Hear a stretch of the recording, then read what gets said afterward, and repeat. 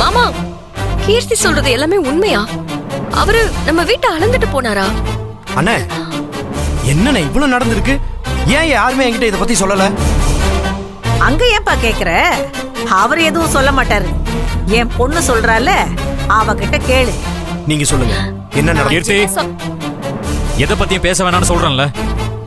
மாமா, நீங்க சும்மா இருங்க. ஐயோ ஐயோ, இருக்கிறது பத்தாதுன்னு இன்னும் குழப்பம் வரணுமா? ஏமா, இந்த குடும்பத்தை உடைக்கிறதுக்கு நே வந்திருக்கியா? அத்தை, எனக்கு என்ன நடந்ததுன்னு முழுசா தெரிஞ்சாகணும். கீர்த்தி, நீ சொல்லு, யாரு என்ன சொன்னாங்க? அந்த கடன் அடைக்க வெளியில எங்கெங்கயோ போய் பணத்தை கேட்டோம், ஒரு இடத்துலயும் கிடைக்கல. அதனால நம்ம வீட்டுல இருக்கிற எல்லாரும் சேர்ந்து பணத்துக்கு உங்க அப்பா கிட்ட கடனா கேட்க முடிவு பண்ணாங்க. இதுக்கு நாங்க கொஞ்சம் கூட ஒத்துக்கவே இல்லை. எங்க பேச்ச வழக்கம் போல அவங்க கேட்காம உங்க அம்மா அப்பாவை பாக்குறதுக்கு மொத்த குடும்பமும் கிளம்பி போயிடுச்சு.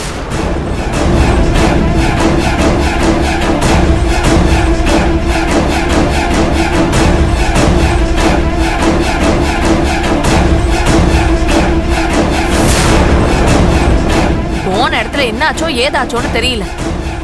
மாமா மனசு உடைஞ்சு போற அளவுக்கு இவங்கெல்லாம் சேர்ந்து ஏதோ சொல்லியிருக்காங்க. அதான் மாமா வீட்டுக்கு வந்ததும் நெஞ்சு பிடிச்சிட்டு கீழே விழுந்துட்டாரு.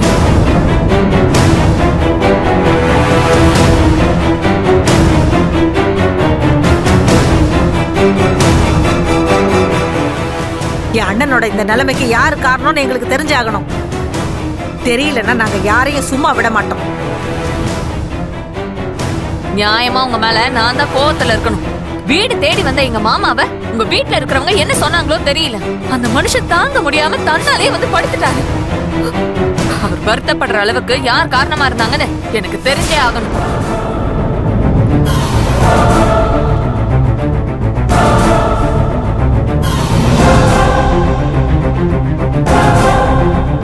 நான் பேசினது தெரிஞ்சா என் பொண்ணு என்ன வெறுத்துருவா. அத்தை, இன்னைக்கு நீங்க வீட்டுக்கு வந்தீங்களா? அத்தை, அண்ணே, நீயாவது சொல்ல, நாங்க இல்லாத நேரத்துல வீட்டுக்கு வந்து பணம் கேட்டீங்களா? அத்தையும் மாமாவும் ஏதாவது உங்களை சொன்னாங்களா?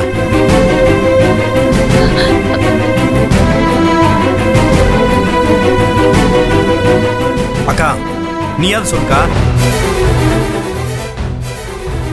மாமா, உங்களுக்கு ஏதாவது தெரியுமா? ஏய் பூஜா, நீயாவது சொல்லு.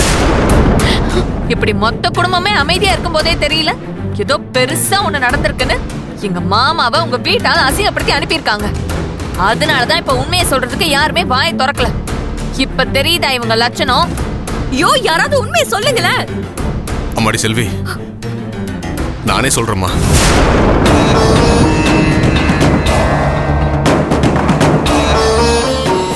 ஆமா, உங்க குடும்பத்துக்கு நாங்க என்ன துரோகம் செஞ்சோம்? எங்களை அவமானப்படுத்தி தானே அந்த ஆளை தலையில தூக்கி வச்சு ஆடுனீங்க. இப்ப எந்த மூஞ்ச வச்சுட்டு பணம் கேட்க வந்திருக்கீங்க?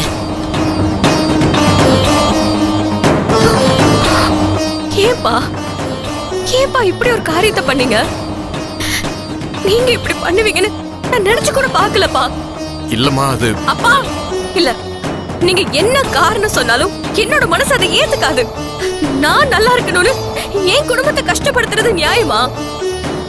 அப்பா அவங்க என்ன கேட்டிருந்தாலும் என் கிட்டயோ உங்க மாப்பிள்ளை கிட்டயோ ஒரு வார்த்தை கேட்டிருக்கலாமே. நானும் வேலும் அந்த வீட்டுல தானே இருக்கோம். நீங்க செஞ்ச விஷயத்தினால ஒரு நல்ல மனுஷன் அங்க உயிருக்கு போராடிட்டு இருக்காருப்பா. இந்த பாவத்துல நான் எங்க போய் கழிப்பேன்?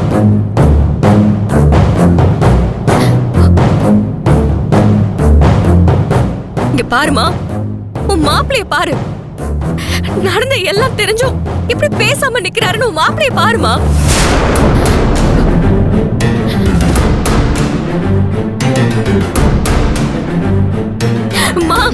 இனிமே நான் அவர் மூஞ்சில எப்படிமா முழிப்ப? உங்க அம்மானாலதான் எங்க அப்பா சாக கிடக்குறாருன்னு என்ன பார்த்து கேட்டா நான் எங்கம்மா போறது? சொந்த பந்தத்தை விட உனக்கு பணம் தான் பெருசா போச்சாமா? நீ அந்த மாதிரி இல்லையம்மா. அப்ப ஏமா இந்த மாதிரி எல்லாம் செஞ்ச? என்ன உயிரோடவே கொன்னுட்டியேமா.